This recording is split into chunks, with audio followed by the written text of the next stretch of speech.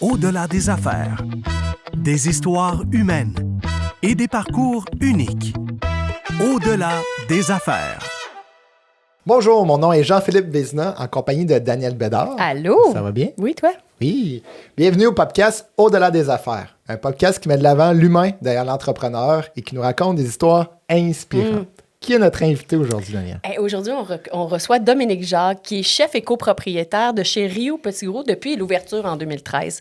On le connaît aussi, là, sûrement que je ne sais pas si tu avais écouté ça, mais on le connaît comme le grand vainqueur de la série Les Chefs de 2012. Puis, en fait, Dominique, c'est sûr que c'est un chef reconnu, là. Ouais. D'ailleurs, il a gagné le chef de l'année en 2021, qui a été par la Société... Attends un peu, je vais être sûre, là, je me l'ai écrit. Par la Société des chefs et cuisiniers de pâtisserie du Québec. Fait que c'est pas rien, hein, chef...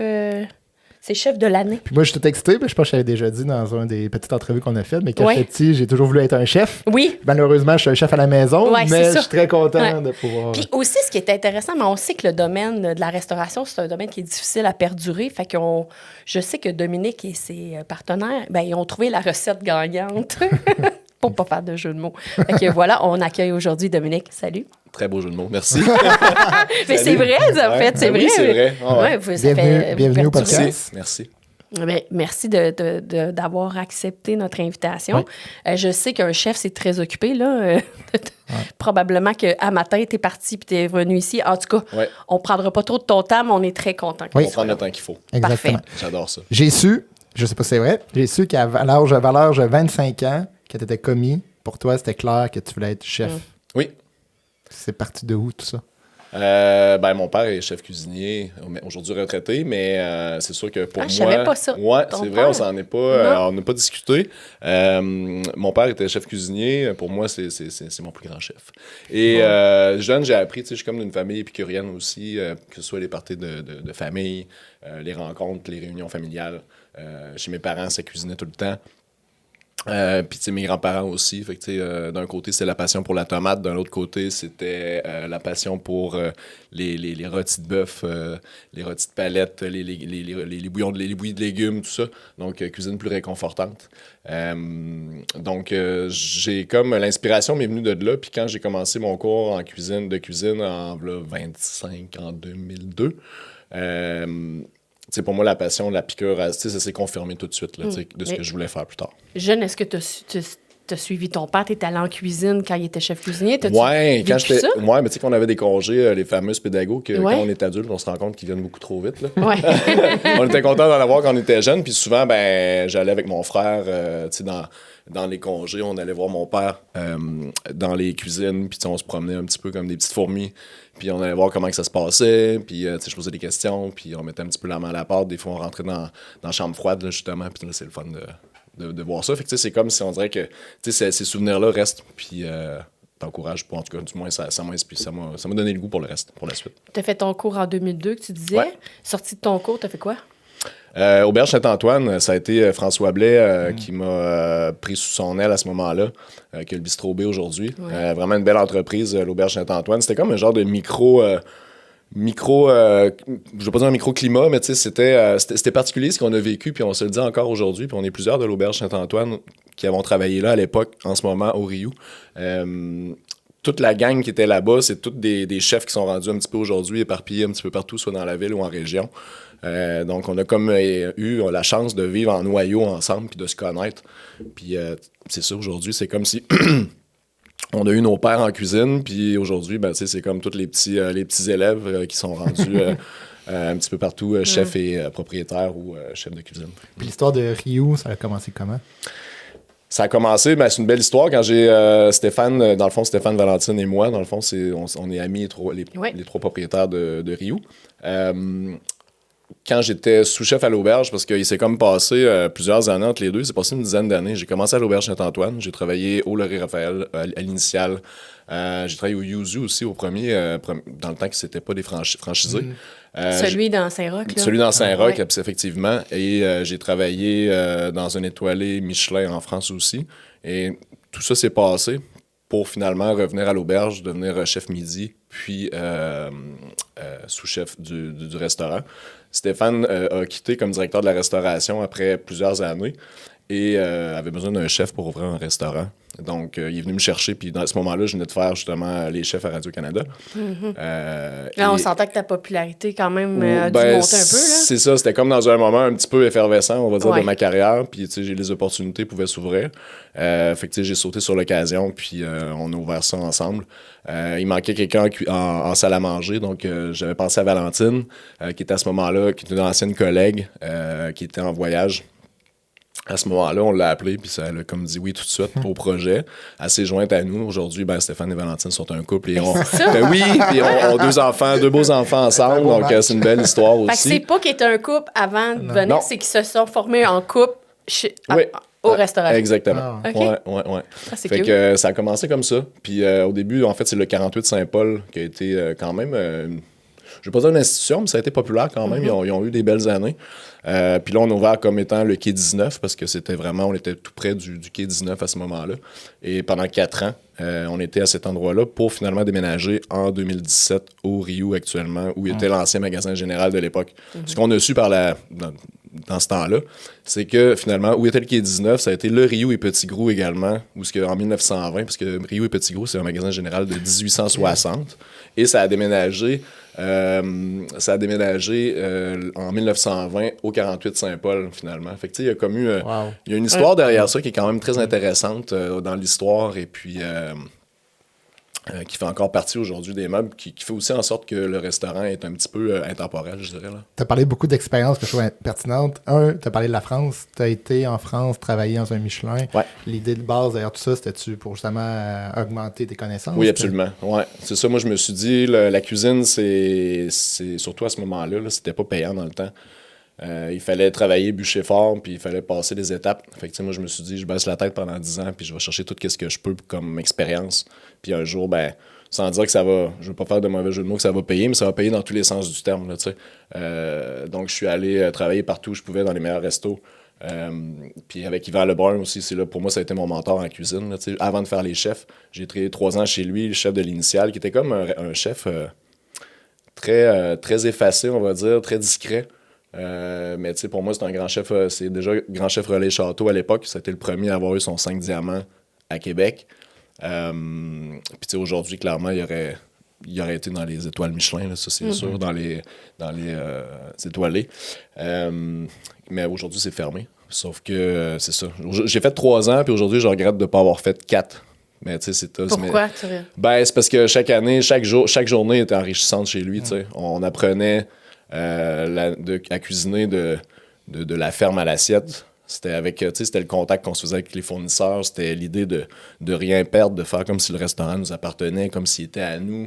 C'était d'apprendre on recevait les bêtes entières tout le temps, que ce soit l'agneau, les porcelets, les volailles, les canards. Donc, on faisait faisander notre viande. Après ça, chaque découpe aussi, c'est nous autres qui les faisaient. Fait que j'ai appris à faire les découpes de viande, j'ai appris à faire les cuissons, mais vraiment à l'ancienne. Aujourd'hui, je pense que il faut vivre de notre époque, là. Mais on n'avait pas de rational, on avait de fours intelligents qui font tout pour nous autres, on n'avait pas de thermocirculateur, c'était des vieux fours au gaz, puis tu le sais que dans le fond, à droite, ça chauffe plus que dans le milieu. Fait que c'était au feeling, puis vraiment, je trouve, avec le cœur qu'on cuisinait. Puis c'est aussi là que j'ai appris, vraiment, à doser l'assaisonnement, le sel. Et puis aussi, c'est ça, à faire affaire à comment dire. Il nous a jamais manqué de respect. C'est un chef qui était très droit. Puis, je l'ai appris un peu à la française avec lui, mais il était toujours sur la juste corde là, avec nous autres. Puis, c'est ça. Puis, ça n'a pas été toujours facile. Là. J'ai déjà oublié un carré de porcelet dans le four. Peut-être une petite minute de trop. Puis, il voulait me retourner à la maison. Fait que...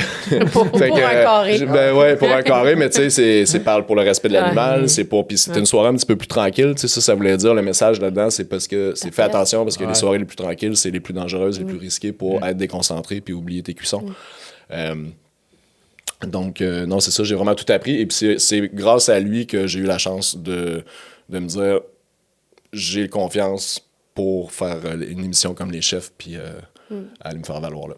Tu l'as nommé tantôt que toi, tu as connu que être chef, c'était pas comment tu as dit, j'oublie le terme que tu as dit, mais c'était peut-être pas payant comme aujourd'hui. Là. Est-ce que tu dis que, mettons, les émissions là, de télévision, comme Food Network est arrivé dans les années 2000 de mémoire, là, s'est mis à avoir comme plein, c'est devenu populaire, en fait, de suivre des chefs puis tout ça. Là. Tu penses que ça l'a aidé dans ton métier, ça? Ça l'a aidé beaucoup, mais tu sais, je trouve à se faire reconnaître, à se faire valoir à sa juste valeur. Par contre, souvent, ce qu'on oublie dans ces émissions-là, c'est ce qu'est la réalité. La réalité est tout autre dans le sens que c'est difficile, c'est des longues heures. Quand j'ai fait mon jeune parcours, on va dire, j'avais pas d'enfant. Ma copine, à ce moment-là, était à l'université. Fait que ça dérangeait moins d'avoir un chum atypique. Là, mais quand tu deviens avec... plus tu vieillis, à un moment donné, tu veux plus ce genre d'horaire-là. Puis c'est ce qui fait en sorte que, oui, le monde, il y a comme une effervescence de gens qui s'en vont en cuisine, mais rapidement se rendent compte que... Les heures, c'est tough. Les heures, c'est tough, puis que finalement, les Québécois, on n'est pas prêts pour ça. Fait que souvent, les gens s'en vont en cuisine, font 2-3 ans, puis ils font d'autres choses après. Okay. Fait que c'est sûr que c'est rare que des gens de mon âge... Passé 30 ans, là, on voit déjà beaucoup de gens qui décrochent, malheureusement. OK. Malheureusement. Et parce que les clients vont toujours manger aux mêmes heures. Fait que on a beau. Je pense que nous, on est une entreprise qui particulièrement donnons des heures et des horaires favorables à tout le monde pour tout type de vie, on va dire. Là. On est chanceux, mais c'est pas dans tous les restaurants. Puis, jusqu'à il n'y a pas longtemps aussi, on entendait souvent parler que les chefs, tu fais du 80 heures semaine, puis tu n'arrêtes pas. J'ai eu une époque comme ça aussi. Mais on peut pas, tu peux pas faire ça toute une vie. Puis en France, ça commence à changer aussi, parce que comme quand j'ai travaillé là-bas, c'était des horaires atypiques, comme tu travailles du 6 jours semaine, tu fais 5 jours et demi, donc tu as 1 jour et demi de repos. Eux autres, ils appellent pas ça des journées de congé là-bas, c'est 1 jour et demi de repos. Et si tu as des enfants ou que tu n'en aies pas, tes pauses, c'est durant l'après-midi. Donc tu as 2 heures de pause l'après-midi pour aller te reposer. Puis revenir au boulot, fait que c'est du 8h à minuit à tous les jours. Là, fait que finalement, c'est ça, avec une pause dans le milieu pour couper. Ben, c'est top parce que c'est un métier, il faut que tu sois passionné. Fait que je me dis, si tu es tout le temps sous pression, à un moment donné, c'est là que la passion peut être. Mais la fatigue embarque, la passion. Ça, plus de passion tant que ça. Ouais. C'est ça qui doit être intense. J'ai vu des gens, mes chefs là-bas avaient 32 ans, 35 ans de maison. Très fatigués, justement. Puis souvent, ils n'ont pas vu leurs enfants grandir. Fait que, c'est comme le classique qu'on entend souvent. Mais je pense qu'au Québec, on s'est quand même réveillé là-dessus. Mais ça fait en sorte qu'il n'y a plus de gens dans nos cuisines. C'est pour ça qu'on va chercher à l'extérieur. Puis que là, dernièrement, on s'est fait couper les ponts. On a passé de 20% de droits d'avoir d'immigration à 10, puis finalement à 7. Donc, nous, c'est vraiment un problème. On a parlé, je pense, récemment de ça, ouvertement. J'en ai parlé ouvertement, puis je pense pas assez encore. J'ai fait un événement au Labour dernièrement. On était 11 avec moi et Patrick Dubé, qui est le chef exécutif de l'hôtel La Ferme, dans le fond, là-bas, dans l'hôtel Germain-Charlevoix, aujourd'hui. Et on a pris pour le fun une photo avant et après avoir fait le repas avec l'équipe et, mettons, avec les immigrants et ceux qui ne viennent pas, qui sont pas immigrants. Donc, on était 11 sur la première photo, puis on était 2 après. Donc, c'était moi et Pat. Ouais, on était 2. C'est moi et Pat. Fait que ça non, mais c'est énorme. C'est marquant, ça. Ça monte. C'est frappant. C'est frappant, ouais. Ça frappe en pleine face. Fait que... c'est juste pour. C'est un signal d'alarme pour dire on est bien fiers d'avoir le Michelin au Québec. On a tout fait pour l'amener, mais aujourd'hui, le gouvernement veut tout nous enlever ça. Puis finalement, il y a plein d'établissements qui vont fermer, qui ont des étoiles. Puis heureusement que nous, on a plusieurs succursales, qu'on a le Grand Théâtre, qu'on a Roquette, qu'on a Blanche, qu'on a beaucoup. En salle à manger, c'est aussi beaucoup de Québécois. Mais par contre, en cuisine, c'est tellement dur de trouver que pratiquement le 2 tiers de mon équipe, c'est des Français ou j'ai des gens qui viennent de l'Afrique, du Mexique. Fait que... Est-ce qu'ils vous communiquent bien? Parce que moi, j'ai quand même entendu que la situation au Québec était différente, puis qu'il allait laisser l'immigration à Québec parce que c'était un grand besoin, c'est criant. Puis on sait que le maire de Québec a sorti ouvertement. Là. Ouais. Est-ce qu'ils communiquent avec vous ou vous avez, comme moi, tu sais rien pantoute, là? On sait rien, puis il faut se renseigner, là. Okay. Mais c'est sûr qu'on se tient à l'affût de ce qui sort. En mettant fin au PEC, ça non, change mais apparemment, moi, j'ai entendu qu'ils veulent vraiment cibler comme à Québec d'aider, mais c'est des intentions. C'est des intentions. C'est des intentions, parce que, tu sais, oui, on sait qu'il y a le problème, un besoin criant à Montréal de faire... pas un tri, mais il faut faire attention puis être prudent quand même là-dedans. Mais il y a des milieux comme la restauration que on sauve pas de vie, mais en même temps, on a besoin de ces gens-là. Ouais. Puis il faut faire quelque chose absolument. Je fais pas de politique, mais dans ma tête, si tu partages les valeurs d'ici, tu parles français, tu veux travailler. On est d'accord, je sais, c'est ça. Ben moi, la vie de mes cuisiniers, mon chef de jour, dans le fond, Cédric, lui est venu ici avec sa femme, ses 3 enfants. Puis aujourd'hui, il ne sait pas s'il s'en va rester en Ontario ou s'il retourne en France. Il est en processus d'avoir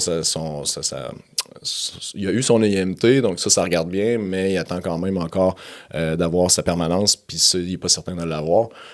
Comme j'ai le petit Dylan, qui pour moi, c'est un jeune cuisinier que j'ai vu évoluer, puis qu'aujourd'hui, enfin, il est prêt, il est mûr, puis là, on est obligé de le retourner, puis c'est un autre resto de Québec qui va le prendre, parce que malheureusement, il est comme juste sur la limite du 10%. Fait qu'on est obligé de le retourner chez lui. Moi, je te félicite d'en parler ouvertement. Il faut en parler. Ben oui, parce que il y a des vies derrière. Déjà, moi, Cédric s'est rendu un ami. Il s'est fait un cercle social. Ses enfants vont à l'école. Ouais. Il paye des impôts. Il s'est acheté une maison. Se sont enracinés au Québec. Au Québec, puis tu te fais comme, puis tu parles français, je veux dire, puis il nous rend service et grâce à lui, l'entreprise peut continuer de grandir, puis ben, on menace de nous le faire, de nous les enlever, donc... Puis en plus, on est allé les chercher. Ah, en disant, venez, on est une terre d'accueil. Puis finalement, ça l'a changé, merci. C'est beaucoup d'histoires humaines derrière chaque. Puis il y en a des centaines. Je ne veux pas trop en parler parce que moi, je le vis de proche. Là, fait que j'essaie de garder un peu mon de la côté. Distance, je comprends. Parce que, c'est ça, moi, ma conjointe est française. Donc, son frère, qui est présentement à Montréal, il travaillait dans un restaurant à Montréal. Puis, justement, lui, malheureusement, il va devoir quitter. Puis, dans ma tête, c'est logique. Pour une fois qu'il était bien, qu'il avait trouvé son endroit. Puis, c'est ça. On va changer de sujet d'abord. Moi, j'aimerais ça qu'on parle des chefs. OK? Moi, ça m'intéresse. Je sais que ça fait quand même un petit bout, quand 2012. Là, mais est-ce que ça a été vraiment un grand tremplin pour toi ou qu'est-ce que ça t'a apporté de faire cette émission-là? Parce que ça n'a pas dû être facile. Ça avait l'air vraiment complexe. Là. Oui, j'étais dans une période de ma vie où, justement, je donnais tout, mais je me reposais en question parce que des fois, il arrive des petits pas des conflits, mais des... Il y a de la jalousie ou, des fois en cuisine, ça tape du coude un peu, puis ça joue un peu à qui est le plus fort, tout ça. Donc, j'ai fait partie un petit peu de ça. Puis Daniel Vézina, à ce moment-là, quand j'étais au Laurie, il m'a dit, tape dans le dos, puis il dit, va le mettre, excusez-moi l'expression, mais va le mettre dans la gueule, puis genre, je sais que tu as le potentiel, puis tu devrais le faire, Parce que c'était lui qui animait en 2012. Il animait à ce moment-là. Oui, exactement. Donc, j'ai fait, ça m'a resté en tête. J'ai quitté le Laurie pour retourner à l'Auberge Saint-Antoine. Puis à ce moment-là, il y a Guillaume Saint-Pierre qui venait gagner la 2e saison, parce que les 2 premiers étaient de l'Auberge. Il m'a dit, tu devrais le faire. Je lui ai posé des questions, tout ça. Lui, il venait de gagner. C'est comme 2 en 2. C'est comme, je vais pas être le 3e qui va aller chercher ça. On dit jamais 2 sans 3. Mais on dit ça aussi, fait que pourquoi pas.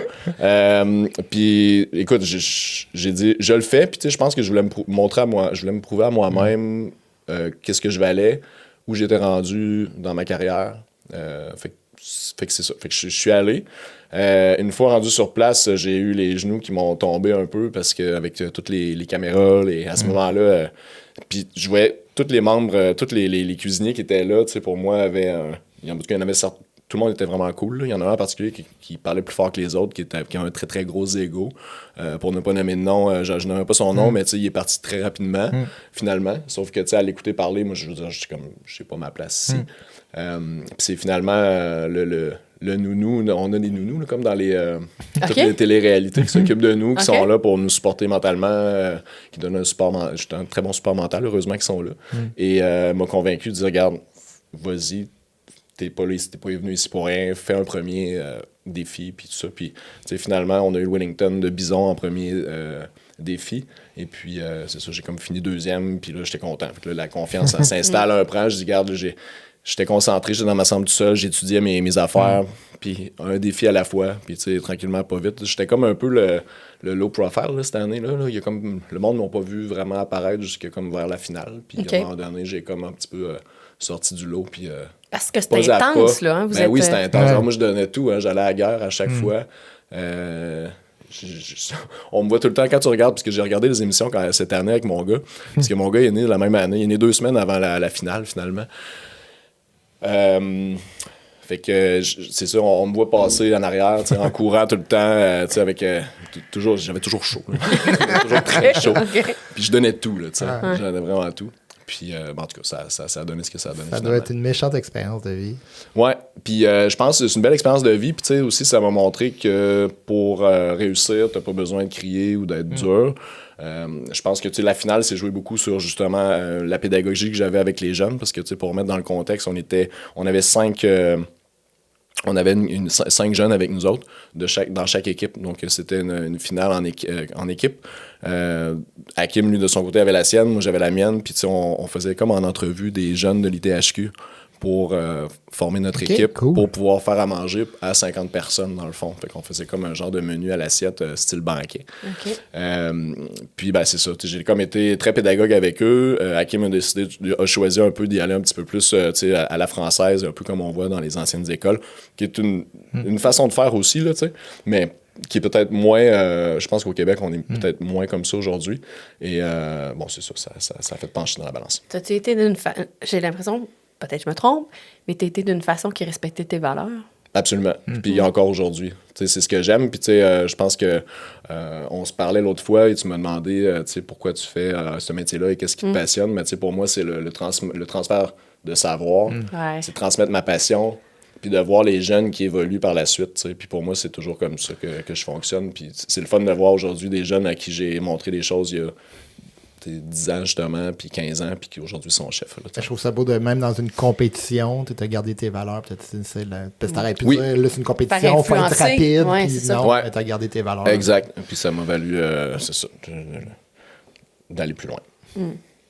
J'imagine que dans ton métier, ça prend de la patience. Ça prend beaucoup de patience, énormément de patience encore aujourd'hui, à chaque jour, oui, effectivement. Ça prend de la patience, mais je pense qu'il faut se dire que toute notre vie, on va répéter les choses. Puis, en tout cas, en général, je pense que c'est de prendre aussi chaque personne, d'être à l'écoute d'eux, puis eux aussi, c'est de les prendre tout seuls, puis c'est ça, de répéter, de leur expliquer comme il faut, de la bonne façon, puis ça finit par être compris.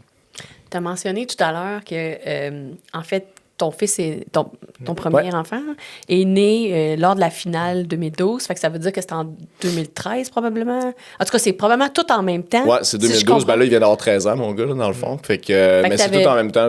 Moi, quand en fait, cette année-là, j'ai eu 30 ans. J'ai eu mon premier enfant, mon seul enfant, mais j'ai mon petit gars. On a acheté une maison, donc j'ai eu ma première maison, première voiture. Wow. Il y a eu les chefs, en tout cas. Oui, t'as vu le restaurant. Puis le restaurant, finalement. Puis le restaurant, t'as comme... Oui, on l'oublie pas, là, celui-là. On l'oublie pas, surtout pas. Ça change une vie, là, tu sais. Puis le gros défi, justement, ça a été parce que je suis quelqu'un qui veut, justement, j'ai des valeurs importantes aussi familiales. Donc, ça a toujours été de tirer le maximum pour être capable de moi-même, pour être là pour la famille, puis aussi d'être là pour le restaurant. Mais comment t'as fait pour, justement, réussir à être là pour la famille? Parce qu'on sait, tu l'as dit, c'est des longues heures, là. Comment t'as fait? Ben, tu sais, avec Steph et Val, dans le fond, ce qu'on s'est dit aussi, c'est que l'entreprise, on va la bâtir de sorte... C'est sûr qu'on a commencé, ça a été un coup à donner, puis ça a été difficile. Au début, j'étais longtemps avec une journée par semaine à la maison. Une journée de congé pour faire l'épicerie, faire ci, faire ça. Fait que, tu sais, c'est pas beaucoup, là, une journée... Puis, à un moment donné, là, ce que je me suis permis de faire, c'est d'avoir travaillé du lundi au vendredi. Fait que, tu sais, aujourd'hui, le but, on s'est dit, comme entreprise, ce qu'on veut dans quelques années, c'est d'arriver à être pas indispensable, comme quelqu'un qui a un petit restaurant. Tous les jeunes rêvent d'avoir un petit resto dans leur vie, mais ils se rendent compte rapidement que tu deviens... Tu fais tout. Tu fais tout. Tu n'as plus de sortie, tu peux pas prendre de congé, tu n'es pas remplaçable, tu peux pas te donner le droit d'être malade, tu as des vacances, tu n'en prends plus. Il faut que tu fermes le resto pour en prendre. Fait que ça devient très dur, puis à un moment donné, tu te rends compte que tu n'as pas le choix d'engager, puis finalement, le but de vouloir travailler tout seul, ça marche plus non plus. C'est peut-être ça, la recette gagnante. Mais c'est pour ça qu'on a commencé, nous autres, on était 10 employés, puis on est rendu on a atteint 145 l'été dernier avec Roquette, Grand Théâtre, notre salle blanche, le resto. Donc, c'est quand même fou ce qu'on a atteint. C'est beaucoup de monde. C'est beaucoup de vie. Beaucoup de vie, ouais. Parce que ça impacte d'autres vies aussi, tu sais, ton c'est employé. C'est capoté de se dire que les parents aussi. Tous ces gens-là, d'une certaine façon. Exact, des familles. Les familles. Et puis pendant la pandémie aussi, on est fiers parce qu'on a été dans les premiers à faire les boîtes, à créer un casse-croûte à la fenêtre. Puis on a fait travailler pratiquement toute la cuisine à temps plein durant toute cette période-là. Là, Fait que ça a été une belle réussite. Fait que c'est pour ça qu'en ayant autant d'employés, aujourd'hui, on peut se permettre d'avoir... J'ai 2 chefs de cuisine, j'ai des sous-chefs, j'ai des cordeaux, maîtres d'hôtel et tout. Donc, on a une assez grosse équipe aujourd'hui que on dirige, on va dire, plus façon de parler de haut, en direction. Et là, je m'occupe plus de la direction culinaire. Je m'assure, quand je pars, que tout est comme je veux, puis justement, on répète, puis on use de patience. Puis après ça, je quitte quand je sais que c'est à mon goût. Là, J'imagine aussi qu'il y a 3 propriétaires qui ont chacun un rôle distinct. Comment ça se passe? Ça doit être des fois, il doit y avoir des défis. Nous autres, ça a toujours été vraiment facile entre nous, là.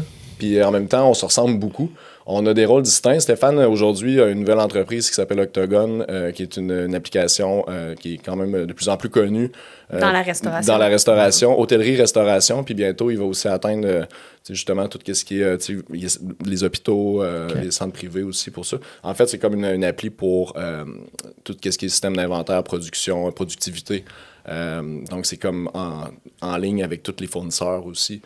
Les coûts de recettes, les coûts de revient, tu as les photos, les poids, en tout cas, c'est infini comme application, puis ça nous aide, ça nous donne vraiment des gros coups de main dans l'industrie. Non, c'est ça, ça a été créé par la restauration, pour la restauration, puis nous, on a comme été les cobayes au début, puis on l'utilise justement quotidiennement, puis ça nous aide beaucoup, puis ça fait sauver des coûts et ça sauve des coûts humains aussi. Là. Donc, mais c'est ça. Sinon, Valentine, aujourd'hui, va s'occuper plus du côté salle à manger, moi du côté cuisine. Mais on est toutes des poules... pas de tête. Je pense qu'il y a des petites têtes au-dedans de ça. Mais on est vraiment du monde... c'est ça, on est trippants, mais on est tous des TDAH un peu. Là. Fait que, il a fallu bien s'entourer. Fait que, grâce à Jeff, qui est l'ancien directeur de l'auberge Saint-Antoine, avec qui on a travaillé, il était là-bas 20 ans. Lui. Puis Jeff, ça a toujours été un peu quelqu'un qui a été dans l'ombre. Ils ont beaucoup de chefs vedettes, mais derrière toutes les vedettes, il y a comme toujours quelqu'un qui travaille fort. Puis pour nous, c'est ça, ça a été un atout indispensable. Donc, c'est quelqu'un qui pense différemment de nous, qui est très carré, puis qui sait nous arrêter quand il faut, comme Isabelle également, qui est notre directrice générale, qui était adjointe, mais qui prend la place un peu de Steph aujourd'hui, puis qui s'occupe beaucoup des RH aussi. On a une corde aux ventes aussi, qui est pour vendre tous les événements. Donc, on a beaucoup de monde qui travaille à temps plein en administration aujourd'hui aussi, qui sont... c'est différent d'avant, là, tu sais. Fait que ça fait beaucoup déjà, nous, de très proches de gens à gérer, plus... puis qui nous gèrent, nous aussi, je dirais. Fait que... mais heureusement qu'on les a. Ouais. Mais tu sais, nous, on est beaucoup, justement, sur les projets amenez-en, on en veut encore. Il y en a un nouveau qui est sur la glace aussi. Fait qu'il faut comme des fois nous arrêter. Tu dois en parler ou non?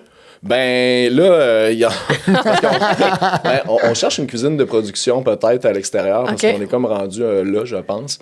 Tu sais, Roquette, qui a revu le jour l'année passée sur l'île d'Orléans, à Saint-Laurent, a eu un super succès. Ça va être la 2e saison qui s'en vient. Peut-être qu'on en voudrait un 2e, mais tu sais, toutes les capacités du restaurant aujourd'hui, à un moment donné, ont un maximum. Puis je pense que le maximum est atteint. À un moment donné, on a comme soufflé, grossi.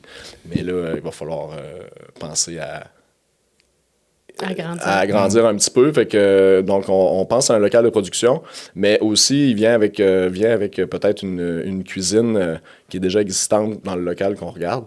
Et on se dit, ben pourquoi pas un autre projet, tu sais. Puis là, je vous lance ça de même, puis j'en ai même pas parlé à personne, je vous le dis, mais j'étais dans ma douche un matin, puis j'étais comme, j'en parle dessus, genre. non, mais c'est vraiment une folie. Une belle primeur, hein? Non, mais c'est vraiment une folie, puis je sais pas si je vais aller là, mais c'est parce que moi, dans le fond, depuis que je suis jeune, là, je tripe bien gros sur la cuisine asiatique, tu sais. Puis, c'est tellement bon. Ouais, c'est tellement bon. Puis tu sais, je sais que le Ono, il y a eu l'effervescence des buvettes japonaises, mais on n'est pas tant allé, je trouve, dans la cuisine vietnamienne, dans le thaïlandais, tout ça, un peu refait. Je veux pas dire refait parce que tu sais, justement, j'ai le plus grand respect pour cette cuisine-là, mais plutôt pour leur rendre honneur et hommage, puis en même temps, de comme jumeler ces techniques-là avec, mettons, le savoir-faire de cuisine française, on va dire. Puis, tu sais, encore avec ma blonde hier, on a cuisiné une bonne pho, là. Donc, une bonne soupe vietnamienne. Donc, tu sais, j'aime ça faire mes bouillons, j'aime ça cuisiner asiatique. Fait que je sais pas, je trouve que ça serait le fun d'amener peut-être mais partir complètement ailleurs. Tu sais, comme Roquette est vraiment un projet éclaté, coloré, avec des petits chats, un petit chat astronaute, Capitaine Moustache, Madame Bibine. Qui fait les cocktails. Donc, tu sais, on est très, très éclatés dans ce projet-là. Ryu est plus, tu sais, terre à terre. Puis, tu sais, je peux pas aller partout où je veux. Puis, tu sais, à un moment donné, aussi, avec les années, c'est que tu deviens un peu que ton... Tu sais, le vrai patron, tu sais, c'est pas nous, les patrons du restaurant. C'est la clientèle. Fait que la clientèle a des attentes. La clientèle s'attend à quelque chose. Puis, tu sais, aujourd'hui, je sais, puis moi, c'est là aussi où mon rôle... et le plus important, c'est de dire à ma gang, tu sais, oui, on a envie de faire ça, mais tu sais, c'est pas ce que le client veut.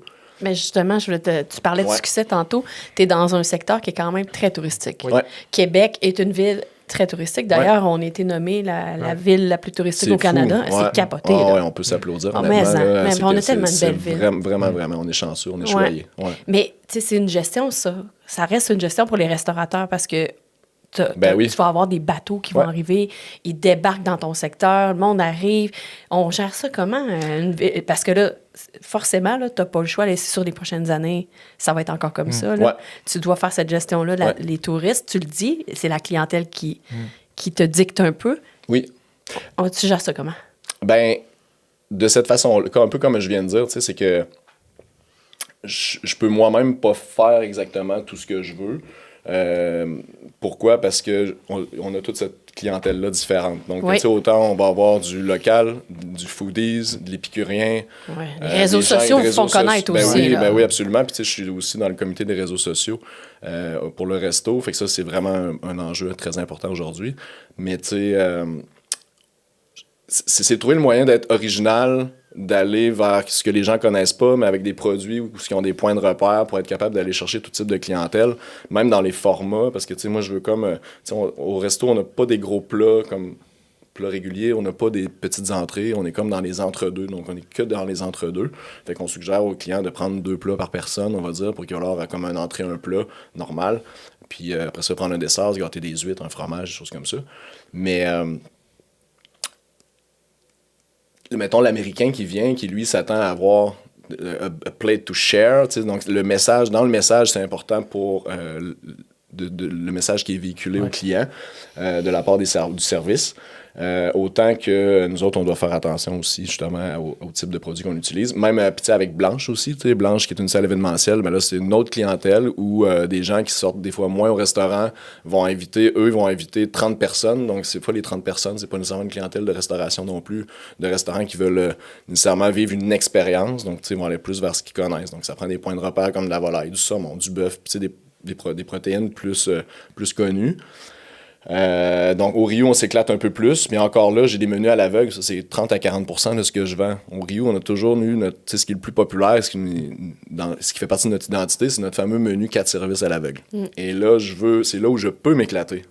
Donc, on veut s'éclater, mais en même temps, je sais que si je mets de la pieuvre, ça marche pas. Si je mets, je vais mettre du pigeon, ça marche pas. Si je décide de mettre, puis si je mets mettons de la volaille, ben, même ils vont dire mais tu sais, pourquoi tu peux pas mettre de la volaille, au pire mettre de la pintade, mais tu sais, pour la clientèle, dans la tête des gens, de la pintade, ça reste du poulet. Pour eux, c'est comme du poulet. Ben, ils vont dire comme je vais pas payer un prix découverte pour, même si je le fais en duo avec du homard puis de la truffe, si je mets de la volaille, je me fais avoir. Fait que tu sais, je trouve que c'est ça, avec le temps, j'ai comme tout je sais qu'est-ce qui marche pas. Ce que je demande souvent, je dis aux gars, aux filles, je dis, tu sais, faites-moi confiance parce que je sais ce qui va passer ou ce qui passe. Les menus découvertes aussi, moi je me trompe, mais je pense pas que c'était de même avant non plus la popularité de ces menus-là à l'aveugle. Ou à moi je me trompe. Ça doit être, c'est un engouement qui est venu. Oui, vraiment, quand même. Puis tu sais, même toutes les tables de 10 et plus aujourd'hui, c'est des menus fixes à l'aveugle. Les gens savent pas qu'est-ce qu'ils vont manger. Fait que tu sais, on fait avec les intolérances, les allergies. Dites-moi vos intolérances, vos allergies, puis le reste, on s'occupe de vous. Il doit en avoir de plus en plus. Ben oui, mais jamais ça aurait marché dans le temps. Ouais. Puis tu sais, c'est quelque chose qui marche plus à Montréal, mais aujourd'hui, d'arriver à être capable d'offrir des menus fixes. Puis tu sais, moi, c'est ce qui me fait le plus triper quand je vais au restaurant, c'est de pas ouvrir le menu. Ben, c'est ça. Moi, je déteste ouvrir un menu au restaurant. C'est montre-moi t'es qui. Je veux connaître ta personnalité, je veux Quand il y a trop de choix pour moi, je me perds. Ben, j'aime c'est pas ça. Non, moi, je préfère, tu sais, étale-moi ça sur 5, 6, 7 services, là, tu sais, ça fait partie de l'expérience que je considère d'aller au restaurant. Ben oui, on est rendu là, tu sais. C'est de découvrir, c'est d'essayer des nouvelles choses, puis c'est de connaître justement la personnalité de l'endroit où est-ce que tu vas. Ouais. Fait que moi, ça me fait juste chose, c'est fascinant de voir l'évolution de votre groupe. Parce que dans ma tête, c'est un groupe, vous avez plusieurs offres de services avec les salles, etc. C'est fou parce qu'on s'entend, il y en a beaucoup de restaurants, puis vous êtes capable de vous démarquer. Ben, ça se ressent par la passion, mais je pense justement, comment tu le dis, comment vous êtes capable de vous adapter à la clientèle. Je pense que c'est ça qui a fait aussi une grande partie de votre succès au travers des années. C'est vraiment important, parce que je pense pas qu'on serait rendu aussi, sans dire grand et gros, là, parce que j'aime pas dire qu'on est rendu gros. Mais quand même, quand on s'arrête, oui, c'est impressionnant. Avec du recul, je me rends compte qu'on est plus petit non plus. Mais c'est un modèle d'affaires que vous avez quand même créé, dans un sens. Là. Stéphane aime ça dire qu'on a un petit resto de quartier, mais j'ai dit à Steph, c'est plus vrai. À 145 employés, pense pas. Là. Non, c'est ça. Puis, on peut faire jusqu'à 200 par soir juste au Rio.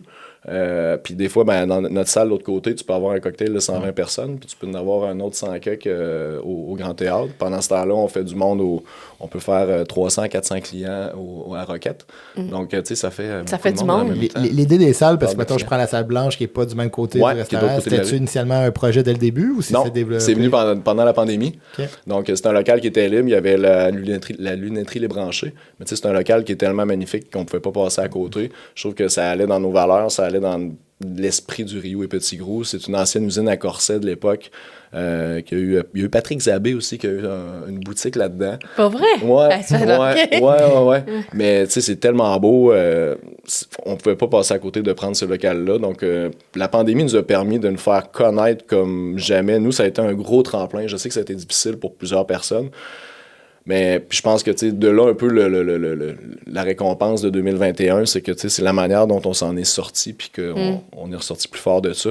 On en a profité pour faire des travaux, on en a profité pour créer, on a fait un casse-croûte, les boîtes pour emporter, on a monté jusqu'à, à un moment donné, c'était 750 boîtes par semaine, c'était du 5, des fois 7 services. On est monté, à un moment donné, c'était 35 000 copes. Là, je sais que c'est pas écologique. Là, ça, je m'en excuse vraiment parce qu'on entendait parler. On était un peu le Ikea de la restauration à ce moment-là. Je pense qu'il y a des gens qui faisaient des boîtes pour emporter que c'était le suremballage. Mais c'est parce que ça, c'est moi. Je suis dans les détails et les gens pouvaient cuisiner comme un chef à la maison. Fait que, c'est comme si tu avais un menu d'instruction avec les photos, puis voici le résultat que tu es capable de faire maintenant. Vas-y étape par étape, je vais t'expliquer comment faire. Puis après ça, tu peux monter ton assiette. Puis une belle récompense qu'on avait eue, c'était des parents qui nous ont écrit pour dire « Ma petite fille de 11 ans nous a fait le repas pour la Saint-Valentin. On s'était assis avec notre coupe de vin, puis elle nous a servi, elle nous servait tous les services. Puis ça veut dire, puis ça montre à quel point aussi, mais c'est super cute, puis ça nous montre à quel point on a réussi à être, que ce soit bien expliqué, facile à faire et tout. Mais c'est sûr que si chaque service a 5 à 7 étapes, j'essaie de limiter les étapes, mais... Je comprends. Je trouve ça beau que vous êtes capable de vous démarquer, mais encore plus, je serais curieux de t'entendre. Tantôt, tu parlais de la ville touristique, mais il y a d'autres grandes villes au Canada. Qu'est-ce qui explique pourquoi il y a autant de restaurants à succès à Québec, selon toi? C'est une belle courbe. C'est une belle question, mais je pense que c'est à cause de tout. Je pense que c'est le. J'ai pas tant de réponses, mais j'ai l'impression que à l'époque où moi j'ai commencé en cuisine, on avait l'effervescence de plusieurs chefs de talent connus. Je pense à Jean-Luc Boulay, à Daniel Vézina, justement, et puis à Yvan Lebrun. Il y a eu François Blais. Beaucoup de chefs ont marqué une génération. Et les jeunes qui étaient avec eux à ce moment-là, puis comme je vous parlais du groupe où autant à l'initiale qu'à l'Auberge Saint-Antoine, qu'on était comme une douzaine, on dirait qu'aujourd'hui, c'est... Puis je pense à Stéphane Moda, je pense à du clan, je pense à Harvey, je pense à Batuto, je pense à... Écoute, il y a tellement de... Des bons restaurants, Non, mais c'est ça, il y en a tellement, je pourrais tous les nommer, puis c'est tous des jeunes chefs, on va se dire jeunes encore, là, mais de mon âge, qui ont eu comme père ces grands chefs-là, pour moi. Ça, j'allais dire, il y a beaucoup de mentors quand tu y penses dans la restauration. Oui, absolument. À Québec, là. Oui. Fait que je vous dirais que c'est ma réponse. Mais c'est une bonne réponse. Moi, je trouve ça intéressant parce que moi, je suis fier. Même quand je voyage dans le monde, je me dis tellement, wow, à Québec, on a tellement des beaux restaurants de qualité. Ouais. Puis moi, ce que j'ai dit tantôt, ça me fait triper les expériences. Fait que quand je vais chez Ryu, je sais que je vis une belle expérience. Fait que pour moi, ça. Mais on a des restaurants aussi que c'est pas juste. Tu as la qualité dans l'assiette, mais tu as la qualité aussi visuelle. Tu as toute tu le dis, l'expérience, mais moi, les décors, je trouve que c'est magnifique. Je pense qu'on a, déjà, c'est ça, on a une belle ville, on a une belle architecture. Oui. Puis, on a une belle nature. Il ne faut pas oublier qu'on est. Puis, peut-être qu'une autre partie de la réponse, c'est qu'on est à côté de l'île d'Orléans, là d'où nous viennent beaucoup de produits, producteurs qui donnent aussi, maraîchers, qui donnent tellement de cœur dans ce qu'ils font. Je pense que ça fait aussi partie du. Non seulement, je pense, mais ça fait partie du succès. C'est la qualité des produits qu'on a dans l'assiette qui fait en sorte que. Puis, moi, avec le temps, j'ai appris à les cuisiner avec beaucoup moins de flafla, parce que juste le produit en tant que tel, c'est incroyable de le présenter comme ça. Et tout le terroir sauvage, que ce soit les fleurs, les plantes, les champignons, donc tout ça, c'est proche. Puis je trouve que Québec, on est prêt, on est à 20 minutes at large, autour de tout ça, pour être capable d'avoir accès à tous ces produits-là. Fait que je pense que comme chef aussi, ça a son gros plus, là. En introduction, je pense que tu disais que tu as été nommé chef de l'année en 2021. 2021? Oui. Ouais. Ça a été quoi ta réaction? Est-ce que tu t'y attendais? Ou? Je m'y attendais pas du tout. Puis, tu sais, ça, c'est venu, tout vient avec son revers, là, je vais dire. J'ai eu cette récompense-là, puis j'étais en arrêt 5 mois cette année-là. Dans le fond, moi, j'ai travaillé toute ma vie, 65 heures semaine. Justement, j'ai baissé la tête. J'ai jamais... J'allais travailler avec de la fièvre. Il n'y a rien qui m'arrêtait, j'étais un workaholic. Puis à ce moment-là, moi, ce que j'ai trouvé dur dans la pandémie, c'est d'essayer de faire travailler tout le monde. Puis la pression que je me mettais à chaque semaine, il faut sortir une boîte plus haute que la précédente. Mais quand ça fait un an et demi là, que tu fais de la boîte, puis il faut toujours qu'elle soit plus haute, parce que si elle est moins haute, elle se vend moins. Puis si elle se vend moins, ben là, tu fais travailler moins de monde pour la montée, fait que tu coupes du monde, fait que là, tu touches à des vies, à des salaires, à du monde qui sont pas capables. Puis en retour, des fois, ce que j'avais, malheureusement, c'est tout le monde était tanné de faire des boîtes, tout le monde était affecté. Les gens rentraient un peu avec la gueule, avec un pas de recul, puis tu sais, c'est ça, la mauvaise humeur, puis tu sais, comme tanné de faire de la boîte. Fait que c'était comme de vivre avec ça qui était difficile, puis beaucoup. Puis après ça, il y a tous les projets qu'on a créés autour, qu'on a mis beaucoup d'énergie. Et puis, quand je vous dis qu'aujourd'hui, on est plusieurs en direction, mais à ce moment-là, pour faire ce que je fais aujourd'hui seul, on était 3 pour le faire. Ce que je faisais seul dans le temps, on est 3 pour le faire aujourd'hui. Donc, épuisement professionnel, tout simplement. Fait que, oui, le prix, j'en suis très fier, mais c'est ça, c'est venu avec son défi. Puis, il y a eu un gros revers à ça. Mais à travers tout ça, ton rôle de père, tu nous as parlé un peu au début, là. Comment tu as été capable de justement d'avoir un certain déséquilibre, mais d'avoir quand même d'être présent?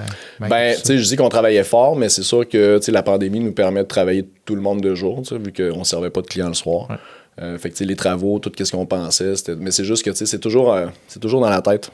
Tu te couches le soir, tu penses à ça, tu te lèves, tu penses à ça. T'es toujours, c'est l'énergie mentale qui est comme toujours pris plus 24/7. Là. On arrive au segment, la question au-delà des affaires. C'est moi qui vais t'apposer. C'est une question qui amène à réfléchir, mais juste simplement d'y aller avec ta spontanéité, comme tu fais depuis le départ. Là, ça va super bien. En fait, moi, j'aimerais savoir, dans ton domaine, c'est qui t'a marqué le plus sur le plan humain, puis pourquoi? Sur le plan humain? Oui. Dans mon domaine? Oui. Honnêtement, moi, je vais dire que c'est mon ami Steph, qui est mon partenaire, parce qu'il a toujours été là pour me porter conseil, je pense qu'il a amené beaucoup, puis puis j'embarque Valentine dans le même lot. Là. Je pense que c'est des amis que j'ai qui ont toujours été là pour moi, pour l'équipe, pour nous. Puis je pense que c'est avec eux qui fait en sorte... Ben, tu sais, ça fait notre succès. Puis je pense que comme on est entre nous, on est comme ça avec les employés aussi. Puis c'est la sensibilité qu'on a, l'écoute qu'on a envers les gens. Puis particulièrement, c'est ça, pour moi, c'est eux envers moi. Donc, ils ont toujours été là, donc je dirais que c'est eux. Ouais. Mais c'est beau ce que tu dis parce que ça doit pas être facile aussi être en affaires puis être ami. Ouais. Tu sais, d'aller, votre relation semble plus profonde. Aussi avec un couple aussi. Oui, c'est ça. Oui, c'est vrai, hein? Ouais. Puis, tu sais, mon idée, tout a toujours été entendu. Puis on arrive à se faire aujourd'hui des belles soirées parfois arrosées. Autant on est capable d'être sérieux quand c'est le temps qu'on est capable d'avoir du plaisir. Puis c'est ça qui est important. Mais vous êtes la preuve que c'est possible. Ouais. Là. C'est incroyable parce que c'est pas tout le monde qui... Il y en a qui sont pas capables de travailler avec leur conjoint. Il y en a qui sont pas capables de travailler avec des... eux autres. Là. Ouais, c'est mais vrai. Tu sais, c'est incroyable. Mais bravo. C'est sûr que ça vient avec un défi à un moment donné, mais ils ont été vraiment... C'est ça. C'est beau à suivre depuis le début. Tu as un côté, tu l'as dit tantôt, dans tes valeurs, c'est très important, le côté pédagogie, de transmettre ta passion. Justement, un jeune entrepreneur, une personne qui est en restaurant qui aimerait un jour se lancer, c'est quoi le meilleur conseil que tu pourrais y donner? D'écouter les vieux. C'est bon. D'écouter papa. Mais c'est quoi pour toi un vieux, là? D'écouter papa. Non, mais je me dis, comme si j'étais le vieux là-dedans, mais c'est parce que c'est arrivé, justement, par le passé. C'est 2 jeunes qui ont un restaurant aujourd'hui, qui ont un restaurant à fort succès, qui est incroyable et qui a le vent dans les voiles en ce moment. Puis, ils rêvaient d'avoir leur restaurant eux tout seuls, mais ils vivent aujourd'hui les difficultés et tout ce qu'on a nommé tantôt. Ils ont travaillé chez nous, puis pour eux, j'étais pas facile à vivre, tu sais. Par mes conseils, par mes demandes et tout ça, puis c'était facile de dire « Ouais, mais moi, quand je vais avoir mon restaurant, tu vas voir. » Tu sais, « Ouais, mais moi, quand je vais avoir mon restaurant. » Mais il y a quand même eu, dans le fond, le courage de... Parce qu'en même temps, c'est un ami que j'adore, puis il m'a appelé, puis il s'est excusé en me disant, aujourd'hui, je comprends. Il réalise. Puis combien de fois c'est arrivé, puis j'espère que les jeunes qui ont grandi réalisent aujourd'hui, même ceux que je vois plus, mais que les conseils, puis comment que j'ai pu être tannant et exigeant dans ma coolness, genre ma façon d'être, parce que je pense que je suis quand même, je suis exigeant envers moi-même, donc je sais que je suis plus souple aujourd'hui, mais j'étais quand même très exigeant envers moi-même, donc envers les autres aussi, mais c'est pas pour rien, puis je pense que c'est des conseils aussi qui sont donnés que je sais qu'ils vont leur servir, et c'est avec expérience, parce que je me vois souvent en eux à cet âge-là, tu sais. Ouais, t'aimerais leur éviter des comme problèmes. Nos parents avec les enfants, c'est ça que j'allais te dire. C'est exactement la même chose. Ouais, j'allais te dire, ça ressemble. Ce que tu dis, c'est comme... quand tu n'as pas d'enfant, tu peux pas savoir... le jour que tu deviens parent, tu comprends tes parents. C'est ça. Ben oui. Puis malheureusement, c'est qu'en général, tant qu'on se brûle pas, il faut se brûler pour comprendre. Mais en même temps, il est comme si vous pourriez des fois juste comprendre. Mais en tout cas... Écoutez, voilà. Mais un jour, ils vont comprendre. Voilà. Parce que de pouvoir faire éviter des problèmes ou des défis à quelqu'un, c'est un beau cadeau, mais il faut que la personne soit prête à entendre. Ben oui. Puis d'appliquer ce que tu lui il y en apprends. a, tu sais, je généralise pas, là, tu sais, il y en a qui écoutent ce que j'ai à dire puis qui comprennent déjà. Mais c'est ce que j'aurais à dire, J'allais te demander c'est quoi un peu la suite des choses, mais tantôt, je veux pas répondre à ta place, mais si je comprends bien, une des choses que tu aimes beaucoup, c'est d'un peu de réinventer toujours. Parce que tu le dis un peu, toujours, vous avez du succès, mais tout le temps vous questionnez sur qu'est-ce que vous pouvez faire de plus. Je pense que ça fait partie du succès. Il faut aussi on s'arrête. Et Stéphane il est bon pour me mettre au défi là-dessus aussi, parce que quand des fois, moi-même, qui aime ça toujours me renouveler, je ralentis, il est bon pour être capable de me le remettre dans la gueule, façon de parler, entre guillemets. Te challenger, me challenger.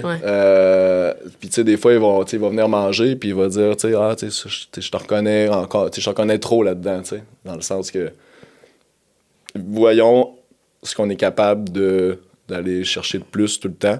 Puis, des fois, il m'en met en doute ou en question. Puis, c'est important de se challenger, en fait, parce que sinon, c'est ça. Ça prend du monde qui le font. On est capable de le faire nous autres mêmes, mais tu sais, d'avoir un petit coup de pied, des fois, c'est le fun aussi.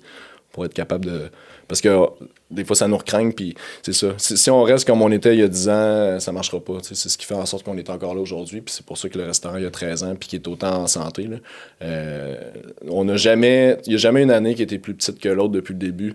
On a toujours été... On a commencé tout petit, puis chaque année a été plus forte que la précédente. Et c'est ça depuis 13 ans. T'sais. Fait que c'est une bonne nouvelle. Mais bravo. Ouais. Merci. Fait, au-delà de 45 minutes qu'on est ensemble, qu'est-ce que tu aimerais que les gens retiennent de notre entrevue aujourd'hui?